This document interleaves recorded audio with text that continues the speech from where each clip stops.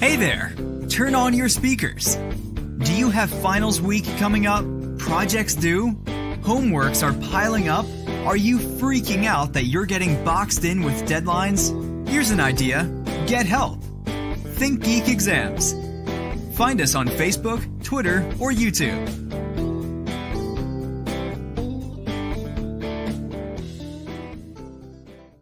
Hi, so this is the fourth problem in the Project R series, and this one is a long problem. It has 1, 2, 3, 4, 5, 6, 7, 8, 9, 10 sub-questions. We are going to tackle the first few today. So basically in this video we're going to cover the first few.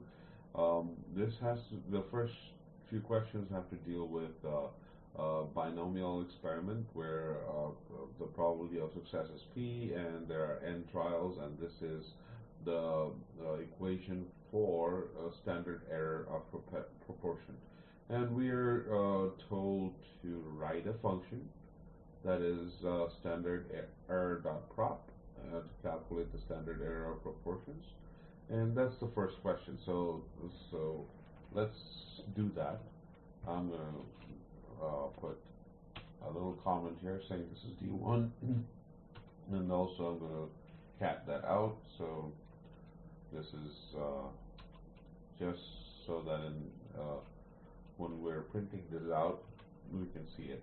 So this is the name of the function, and we assign this to a function, and the first variable in the function is P, and the second one is going to be n, and so and we start the curly brackets. So the result of let's call it SEP actually. SEP, standard error of proportions, equals to P times 1 minus P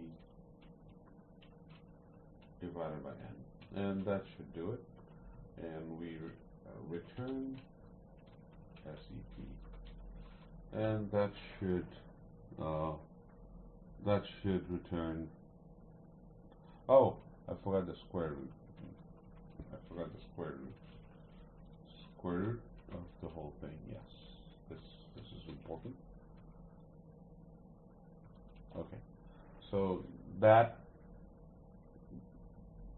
does it for the first part.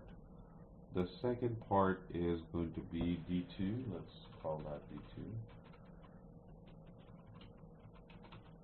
So D2 is basically they're trying to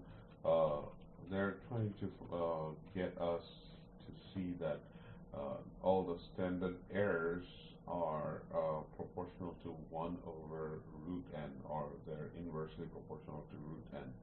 So what we're going to do is we're going to take a constant p of 0.25, and we are going to do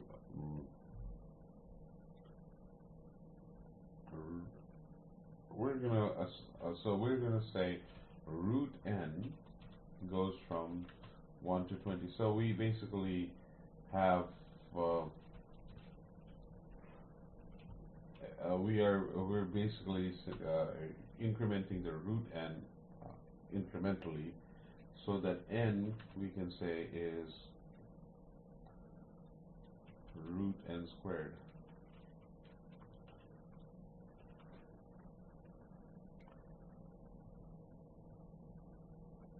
And then we can find the SEP equals to standard error.prop P, comma n, and that should give us the standard errors.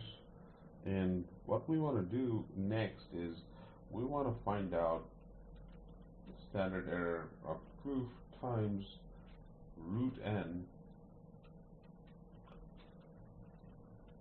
Let's call it times root n equals to what? What is that? What does that look like? So, like the name says, we're going to do this.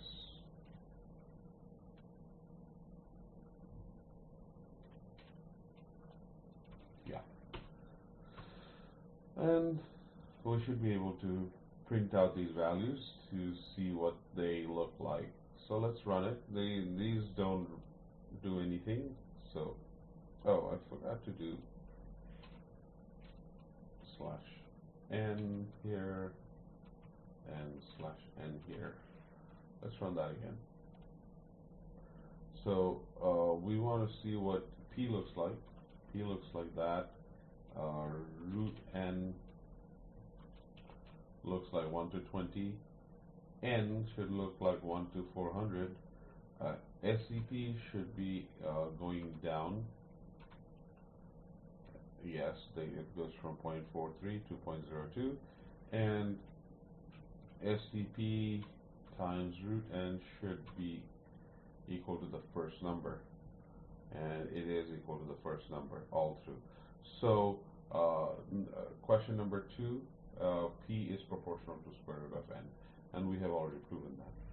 So next we are going to do D3. D3, we are basically going to do a calculation with two numbers of p and n, and the p and n numbers are given over here. It's p equals to an array, a collection of 0.25, 0.75, and n equals to 15 and 88. 15 and 88. Okay, I forgot the C in the front. That should handle that. So our SCP should be equal to standard error p comma n, and that's it. So let's call this standard D3. Let's call this D2.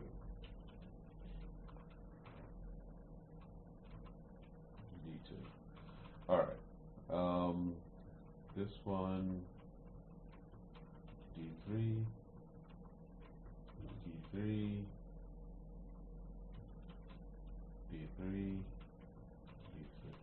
All right. So that should take care of all the intermediary variables. So let's print out SCP-D3, SCP-D3, and those are the numbers. I'm going to pull out a calculator, and we're told that P is 0.25 and 0.75. So 0.25 times 0.75 equals to this, divided by square root of, actually no,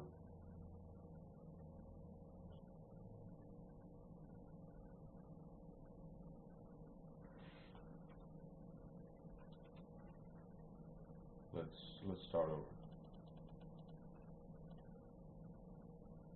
0.25 times 0.75 divided by 18, and we need to do the square root of that. And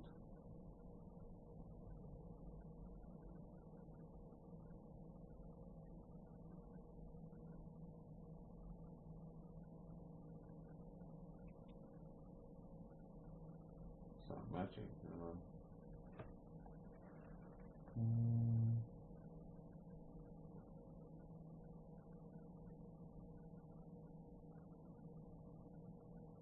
P 0.25 divided by n. Let's try that one more time. 0.25 times 0.75 divided by 18, and square root of that. That should be right. Okay. What the hell? Alright, let's try that again. Square root of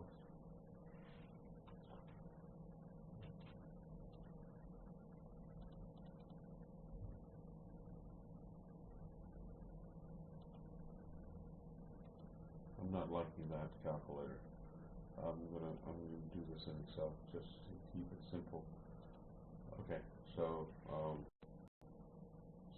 I'm gonna do this in Excel. It's basically square root of 0.25 times 0.75 divided by, so there has to be another divided by 18, and